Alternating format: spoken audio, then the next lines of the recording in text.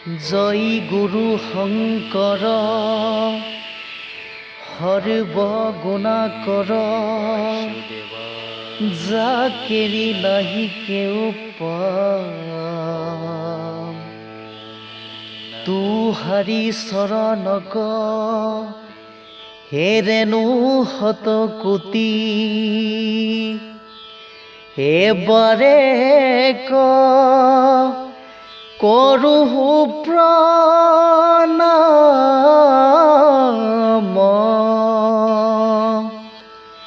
হে ৰাম বাৰে কৰো প্ৰণাম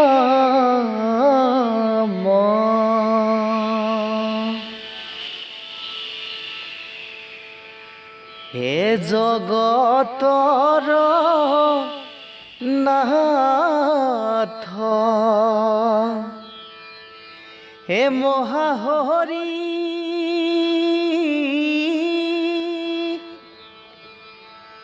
চিন্তি বেকতা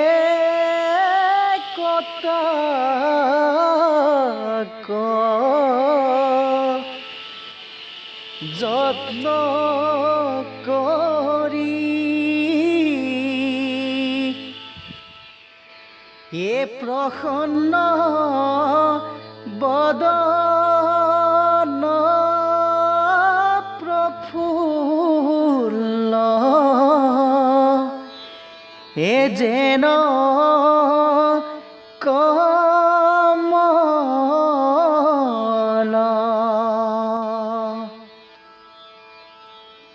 হে অৰুণ নয়ন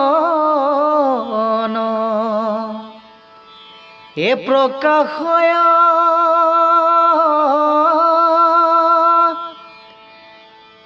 পদ্ম কুসুমৰ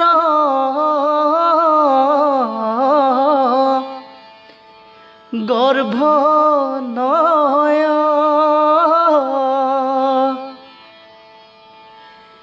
হে শ্যামল শৰীৰ যেন হে লৌতপল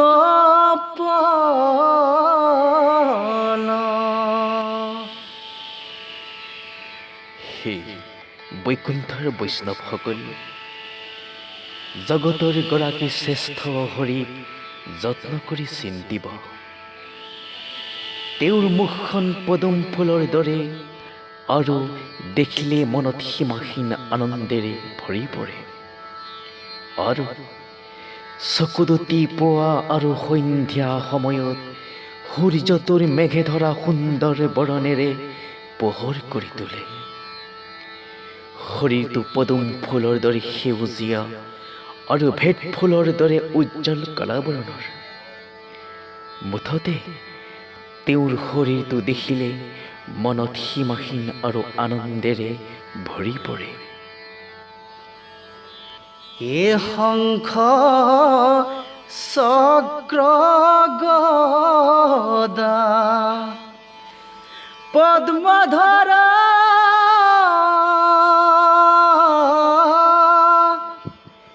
গাৱে পীত বস্ত্ৰ হে ৰুচিকৰ হে কণ্ঠত কৌষ্ঠভ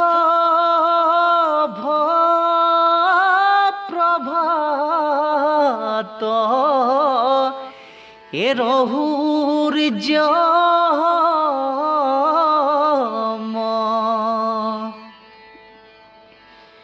হে মকৰ কুণ্ডল এ কৰ্ণে জলে শ্ৰীবৎস প্ৰকাশে এ বৈক্ষ স্থল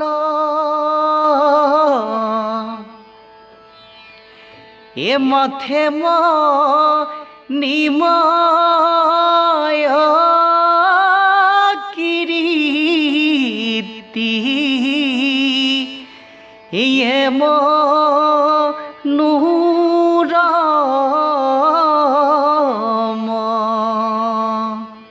কৃষ্ণ ৰাম কৃষ্ণ ৰাম। তেওঁৰ হাতেৰে শংখ চক্ৰ গদা পদ্ম ধৰি থাকে।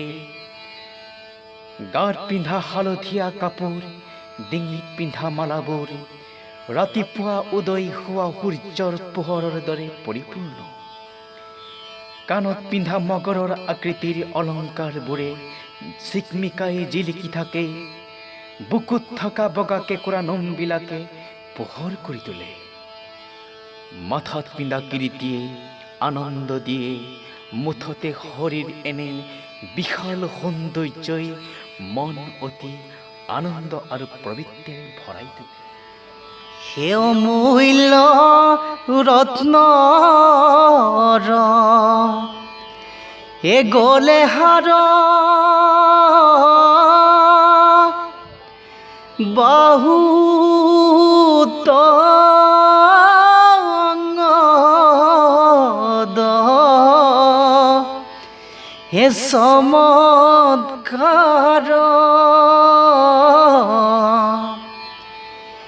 আপদ পর্যন্তে বনমা এলা প্রকাশ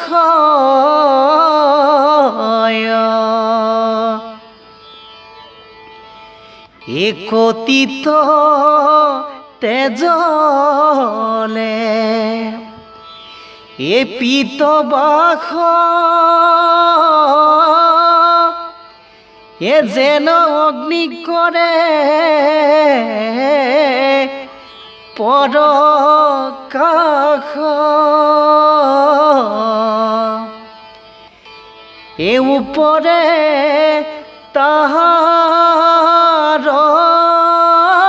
মেখলা এ অতি শুভয়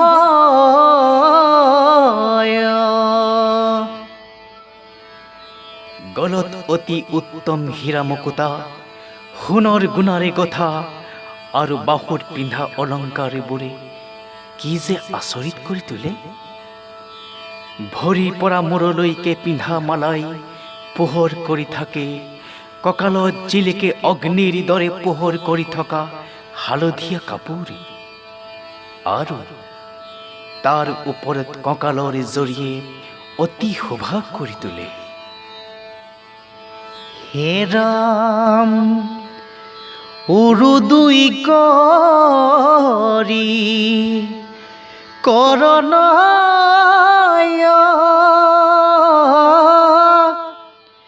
এ চৰণে নুপুৰ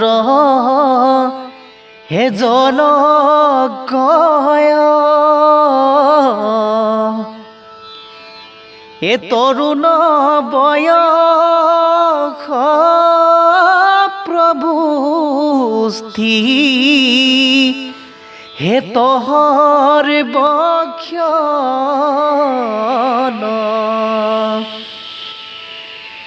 এ সমস্ত লোকৰ হে মহেশ্বৰ দেখিবা কোৱাতি হে ৰুচি কৰ এ মন নয়ন হৰিৰ হে কৰা বৰ্ধন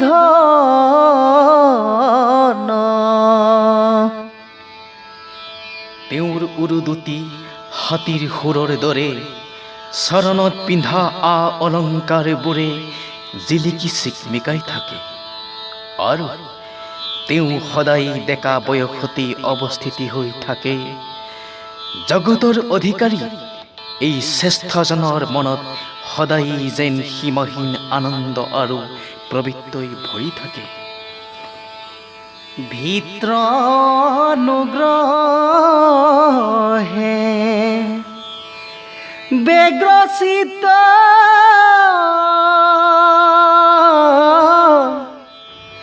হৃদি পদ্মে আছা প্ৰতিদিন এহেন ঈশ্বৰক চিন্তিবে একহৰ বক্ষণে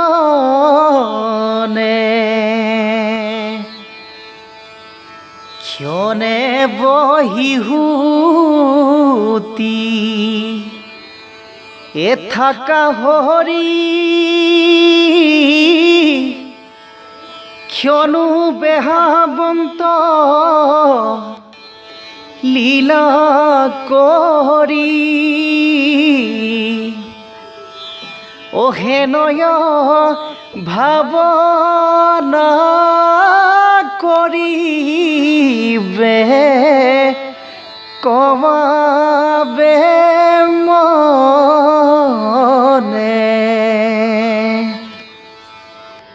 সেইজন জগতৰ ঈশ্বৰে সেৱকৰ অনুগ্ৰহত বৰকৈ আগ্ৰযুক্ত হৈ থাকে। হৃদয় পদ্মত সদায় বিৰাজমান হৈ থাকে। সেইজন জগতৰ অধিপতি প্ৰভুক সদায় একাগ্ৰতাৰে চিন্তিব আৰু সংসাৰৰ এই অধিপতিজনে কোনো সময়ত বহি থাকে আৰু কোনো সময়ত অতি আনন্দেৰে ঘূৰি ফুৰে। সেই বৈষ্ণৱসকল এইলৈ মনত সদায় একচিত্তে ভাবি থাকিবা। সমস্তে চিন্তিও এহিনয় পাছে একো একো অংগ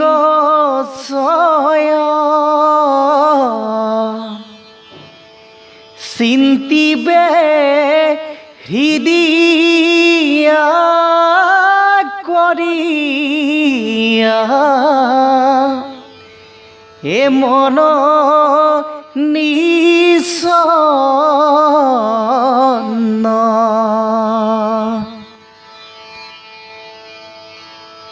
শরণ পঙ্কজ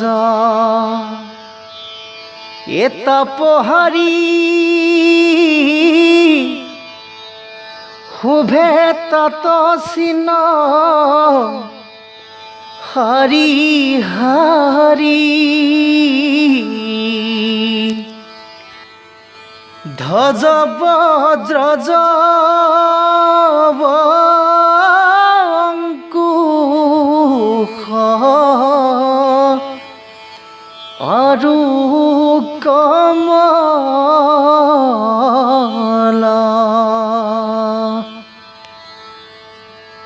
পদ্মসদৃশ তেওঁ চৰণ দুখনি দেখিলেই মনুষ্যৰ মনৰ পৰা দুখ দুৰ্গতি আঁতৰি পৰম আনন্দেৰে ভৰি পৰে।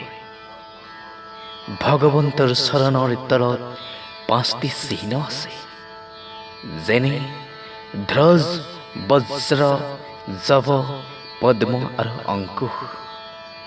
এই চিহ্নবিলাকে শাৰী শাৰীকৈ ভগৱন্তৰ চৰণখনি সুভাষ কৰিছে। এ শুনিও কহ ভা সদশয় কৃষ্ণ কথাইতো সুধাময়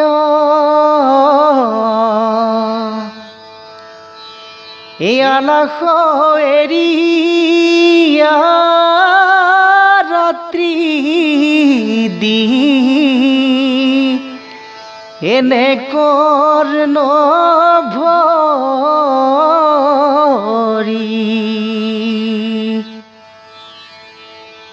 গায়ো মুখে ৰাম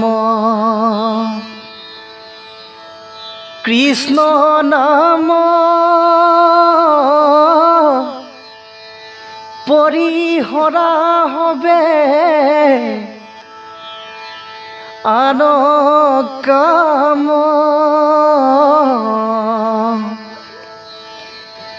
দেখা ঘূৰ কলি ডুবাই আহে কেন কৰি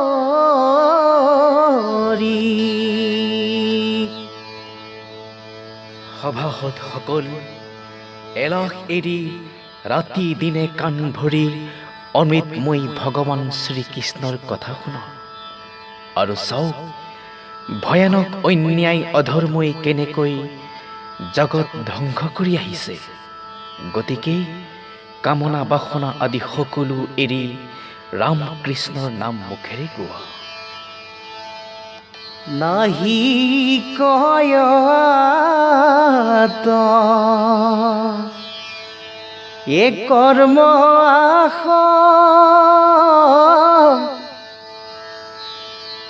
জানি সাধু সংগে কৰা বাস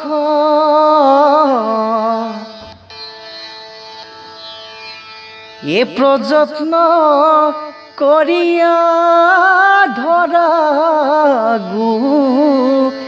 গোবিন্দৰ নাম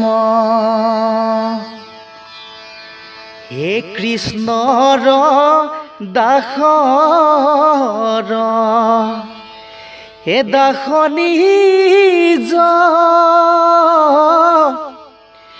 গোপাল চৰণ কহে দিজ এ যতনৰ নাৰী ঘোষিও কৰা মৰাম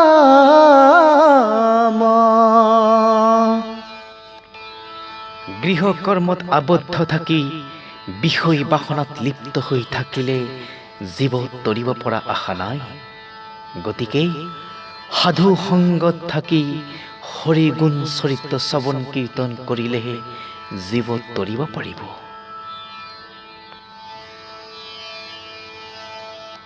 নাহি কয়ত এ কৰ্ম আস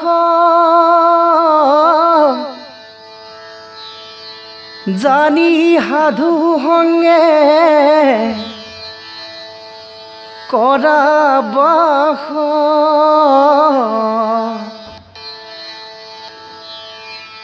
এ প্ৰযত্ন কৰিয়া ধৰা গোবিন্দৰ নাম কৃষ্ণৰ দাসৰ এ দাসনী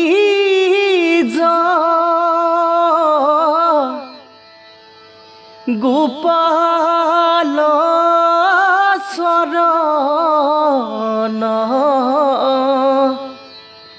কহে দিজ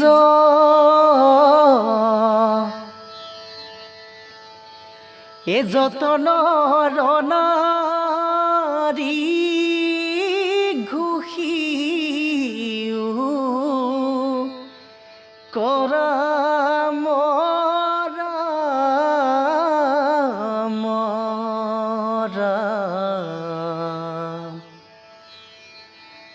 হে ৰাম ৰাম ৰাম কৃষ্ণ ৰাম কৃষ্ণ ৰাম।